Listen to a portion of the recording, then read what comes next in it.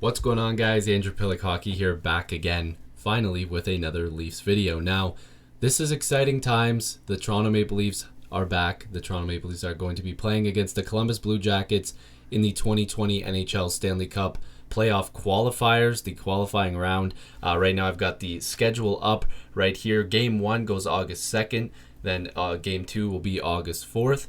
Game 3, August 6th, and of course, if Game 4 and 5 are necessary, August 7th and August 9th. Now, Toronto is obviously a hub city. It's very exciting that the Toronto Maple Leafs are going to be able to play in their home ice advantage, even though there's no fans and everything like that. At least they're going to be in Toronto. This is going to be a very interesting series. I wanted, obviously, to make previews for every series, and I think I still will have time. I haven't been posting a ton on here, but I want to continue to.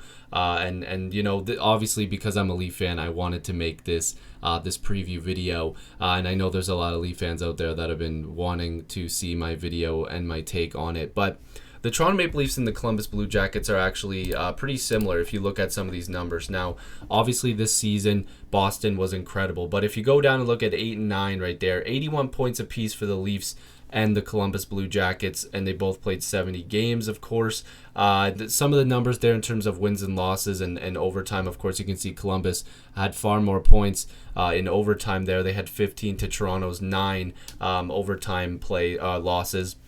So definitely they got some of their points from there, but I think there's like a big misconception here, and unfortunately it's a lot of Leaf fans, and guys, I love the Leafs, and I'm a Leaf fan myself, obviously, but like I'm not going to just sit here and discount the Columbus Blue Jackets. They're an incredible team, and this series is going to be very tough, and like I'm showing you guys right now, it's going to be very evenly matched. I think that if I was to look at both sides, if Columbus's defense and goaltending is on its game, the Toronto Maple Leafs are going to have a tough time. But you also have to look at it the other side. If the Toronto Maple Leafs are able to get good, just above average goaltending from Freddie Anderson, the Leafs are going to be very good. There's a lot of storylines going into this. At the time I'm recording this, the full line obviously hasn't been put together. All the lines haven't been put together because they still have to play an exhibition game against the Montreal Canadiens. So that's not fully confirmed yet. So Nick Robertson could come into play here. Where's Mikheyev going to play? And he looks amazing, so he's probably going to be on that second line. Are the defensive pairings going to stay the same? We'll have to keep up with all of that. But let's just take a look at what's been going on this season for the players, starting off with the Columbus Blue Jackets. Now, as you can see, Pierre-Luc Dubois had a really good year for Columbus with 49 points in 70 games played. Columbus also did have a ton of injuries, and let's also not discount the fact that they do not have Panarin and Bobrovsky. Those guys obviously moved on.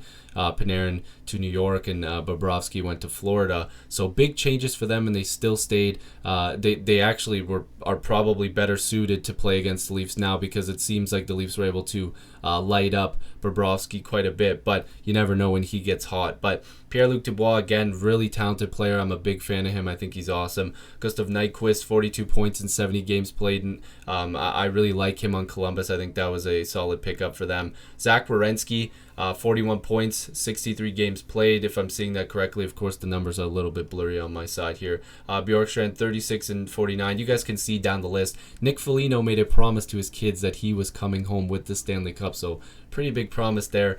Seth Jones, of course, a defenseman that every team in the NHL would want. 30 points in 56 games played. Cam Atkinson, 20, I believe that's 26 and 44, and then Boone Jenner, 24 and 70. Wenberg, of course, you guys can see like some of the guys towards the bottom there probably had some injuries, and they haven't had their full roster at all times, but they're going to, I believe, going into this, unless I'm missing something, they have a really solid team. Now, another thing that's a big strength for them is their goaltending. Now, Elvis Merzlikins has shocked a lot of people this year, but the tandem with Korpisalo, it has been really good. Look at those numbers: 2.35 goals against average and a 2.60 for Korpisalo.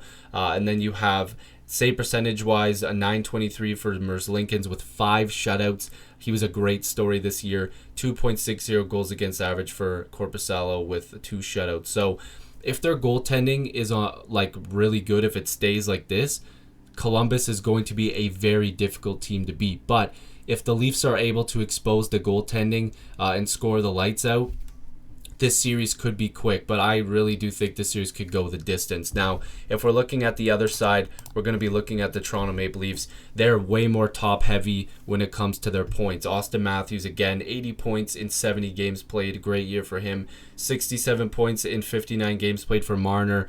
You know, if he plays a full 70, that's easily over 70 points for him. 63 games played for Tavares. He had 60 points. William Nylander had a fantastic year, 31 goals and 29 assists for 59 points in 68 games played. If he can keep scoring come playoff time, the Leafs are going to be fine. Tyson Barrie really stepped it up when Sheldon Keefe took over. Guys, I have to stress it so much. Mike Babcock was playing Tyson Barrie incorrectly the whole time. I don't care if everybody wanted a defensive defenseman. I did too. But when you acquire a guy like Tyson Barrie, you don't try to change him. That's like telling Wayne Gretzky that he needs to stop scoring and he needs to play more defensively. No, that doesn't work. Wayne Gretzky was a great, I'm using the greatest player of all time. But like if you go towards, I don't know, Mitch Marner, you can't score all these goals anymore. You need to be a physical presence. No, you don't do that. You take what their strength is and you let them do it. So when Sheldon Keefe took over, boom, Tyson Barrie was back in it and he played great. Not defensively, but offensively. And defensively, he had some good moments, but people just don't want to talk about that. Zach Hyman, 37 points in 51 games played. If Zach Hyman plays 70 games, there's a good chance he scores 30 goals. That contract's going to be trouble for the Maple Leafs in a couple years. Kasperi Kapanen, again, like if we get to the Kapanens, the Kerfoots, the Rileys, the Mikheyevs coming back from injury, if those guys can produce, the Leafs are going to be so damn good in these playoffs, because if you can get that secondary scoring, they're going to be great. Now, Nick Robertson, like I said, could be a wild card in this series. If he comes in and plays really well, and if he scores, oh boy, the Leafs, they're going to be scary. Now, this is another scary thing, but not in a good way. Freddie Anderson this year had some trouble. Okay, he wasn't that great. He had his worst statistical season as a Maple Leaf. He struggled quite a bit. There was times in stretches of like 5 to 10 games where he was one of the statistically one of the worst goaltenders in the league.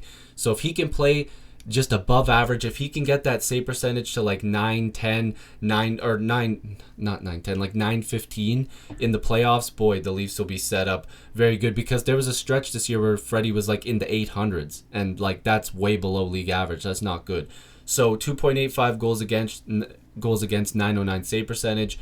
Jack Campbell played really well for the Leafs coming in, 2.63 goals against average and a 915 save percentage. If you get those numbers from Freddie Anderson throughout the playoffs, the Leafs are gonna steamroll, because Freddie just had some really bad games this year. And again, I'm not putting everything on him, but definitely he needs to step it up. Now, I'm gonna go back to the schedule here. Sorry guys, I'm working with OBS. But again, those are the dates. But if I was to just give a prediction and talk about the series itself, like I said, I like both teams. Columbus and Toronto are a little bit more equally matched than I think people are giving it credit for. You've got Columbus, who, they don't score the lights out, but they've got a really good defensive squad. I mean, even like Savard over there, really, really talented defenseman. But their goaltending, their defense is kind of what helps them win games most of the time. And they do have that scoring ability as well. But on the other hand, if the Leafs are able to expose that, that's where it gets really interesting. Because if Columbus plays good defensively and they're also scoring, the Leafs really, really, really are going to be in trouble, because their blue line has never been their strong suit. You're going to need guys like Justin Hall and Jake Muzzin to play really solid defensively. You're going to have that spark that Clifford gives you on your bottom six. You're going to have Nick Robertson stepping up. It needs to be a collective effort from the Leafs, and like I said, goaltending is so key for the Toronto Maple Leafs in this series. I'm going to say Toronto Maple Leafs in 4. I'm going to say they win in 4. Just because I think while this series could go the distance, I really do believe that if Toronto can lock in, they don't even have to be stellar defensively. Freddie Anderson just has to give them above average goaltending, and they need to continue to score the lights out. Let the leash off. Let them go crazy and score as much as they can. Of course, don't be stupid and not back check, but you need to let them free. You need to let them score as much as possible, because that's what they do best. You need to let them off the leash. You're going to see way more minutes for Matthews. You're going to see way more minutes for Tavares, probably Marner and Nylander as well. And again, wild card in Nick Robertson. That guy can really play. And if he makes the team and he produces on that third line, it looks like it could be with Kerfoot and Kapanen. Man, that's another level of talent for the Leafs to have. But yeah, this is going to be a really interesting series. I want to hear your guys' thoughts down below. Like I said, if you guys are new to this channel, make sure to subscribe. I would really appreciate it. More videos are on the way. I will be doing previews and reviews after every Leaf versus Columbus game, and maybe for some of the other series. If you guys want me to do previews for the other stuff, let me know. But until then, make sure to subscribe. Like I said, I'd appreciate it. And go Leafs go, but Columbus is going to be tough. Peace.